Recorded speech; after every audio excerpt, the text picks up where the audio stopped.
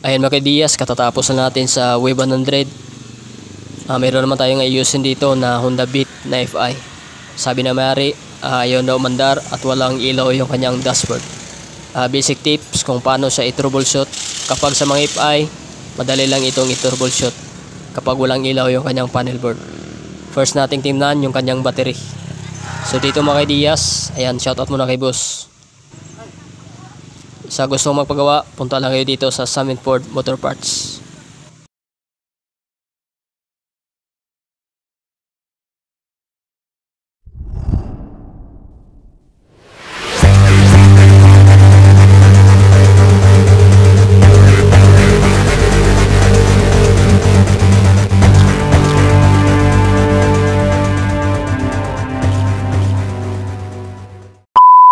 Ayan mga Diyas, umpisa na natin sa pagtutroubleshoot. Ayan, noon ko wala talagang ilaw yung kanyang dashboard. So ang first nating tingnan dito mga Diyas ay yung sa kanyang battery. So dito nakalagay yung kanyang battery. Buksan muna natin ito at i-check natin pati yung mga fuse niya mamaya. Buksan muna natin at tanggalin natin ito. Ayan, pagkatapos natin matanggal at tanggalin natin itong kanyang takip. Ayan, at itong sa cover ng battery.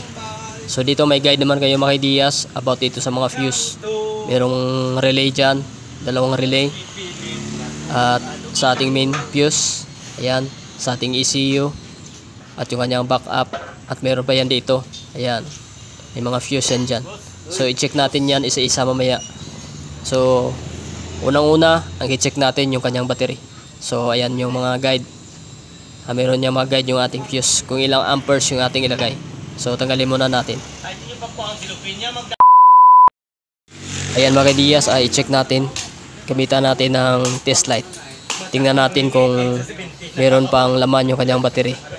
So ilagay natin sa negative yung ating test clip. So test natin. So ayan mga Diyas, may na yung kanyang ilaw. Ibig sabihin na lobat yung kanyang battery. So dito mga Diyas, i-try ko itong i-charge kung okay pa siya. So check natin dito sa ating multimeter. Tingnan natin kung ilang volts ang naiwan sa kanyang battery. So ayan mga Diyas, nagluloko. So ayan, lagay natin sa positive. Ayan, kung makikita natin dito, ayan, sobrang hina na. So i-charge natin itong kanyang battery kasi nasa 7. So ayan, nagluloko. So may tendency na sira itong kanyang battery. So ayan, i-charge muna natin. Ayun mga Diyas, i-charge muna natin yung kanyang battery kung maka-recover pa siya. So dapat hindi ito uminit kapag na-charge natin yung battery. So mamaya mga Diyas, i-try natin ito. Pero kung hindi na siya okay, kung iinit siya, palitan na lang ng bago. Ayan, habang hinihintay natin na charge yung battery, i-check muna natin dito sa kanyang fuse kung walang putol yung kanyang fuse. Uunahin natin dito sa main fuse. So dapat tutunog yung ating multimeter kapag i-test natin. So ayusin muna natin. So ayan mga Diyas, okay, walang putol. Dito naman tayo sa fuse ng ECU. Ayan, goods. Dito sa backup. Ayan, goods. Meron siyang connection, walang putol. Ayan dito sa kabila. Ayan, wala. Dito sa fuse ng ilaw. Ayan, wala. So good, walang putol. At dito sa ating tail light, goods. So ibig sabihin, goods yung ating fuse. Yung 6 na fuse dyan, okay. So ayan, meron man tayong guide dito. Ayan, kung ano yung mga connection yan sa bawat fuse na nakakonect. Ayan, yung sa main, sa ECU, yung backup. Ayan, yung 10 amperes sa ilaw at yung sa tail light. So ayan, namamaos na tayo. So tingnan natin yung battery mamaya. Kung hindi yun okay, papalitan lang. So ayan, babalikan ko yung pag okay na yun. Ayan mga Diyas, natapos na nating ma-charge ang kanyang battery. Pero may problema sa kanyang battery. Kumakarga naman siya pero mainit. So ayan, malakas naman yung kanyang ilaw. So dito mga Diyas, kanina pa ito, hindi nawala yung init ng kanyang battery. So nagdesisyon lang kami, palitan lang yung kanyang battery. Kasi siguro na-drain ito kanyang battery, nasira sa katagalan. Kasi umabot ng umaga, hindi na off yung susian. So the moment of truth. So kung andar ito mamaya, pag ilaw yung dashboard, pag andar, ibig sabihin battery lang yung problema. So ito mga Diyas, palitan na lang natin ang battery para sure. Hindi natin alam, baka damage na yung isang battery. So kabit natin. Ayan, nakabit na natin ang battery. Na-test natin sa test light. Okay. So dito naman tayo sa fuse. Ayan, umilaw na siya. So goods. So the moment of truth, kung andar ito, ibig sabihin battery lang yung may problema dito sa kanyang Honda Beat.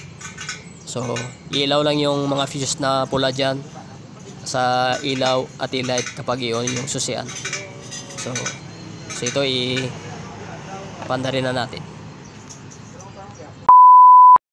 Ito na mga Diyas, try na natin i-on yung susian kung ilaw na yung dashboard. So ayan, umilaw na. So wala namang sang check engine. So ibig sabihin mga Diyas, battery lang yung kanyang problema dito sa Honda Beat. So try nating paandarin kung andar na siya. Paandarin natin. Pahawak ko na natin yung cellphone natin pala. Video lang sa video lang itong motor.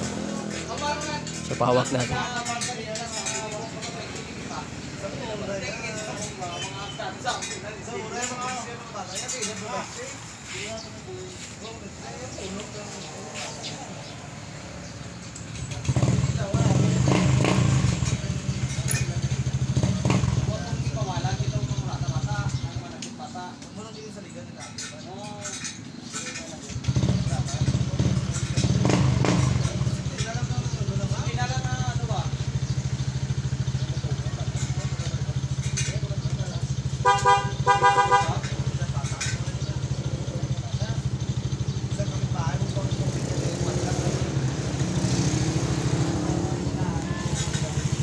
Ayun mga Diyas, okay naman siya.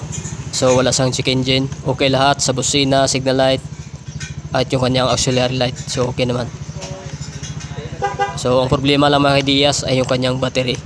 So wala namang mga check engine dito sa kanyang Honda Beat. So ayan mga Diyas, basic tips. So kung paano mag troubleshoot kapag sa mga FI, ang uunahin nyo lagi ay yung kanyang battery. Ayan.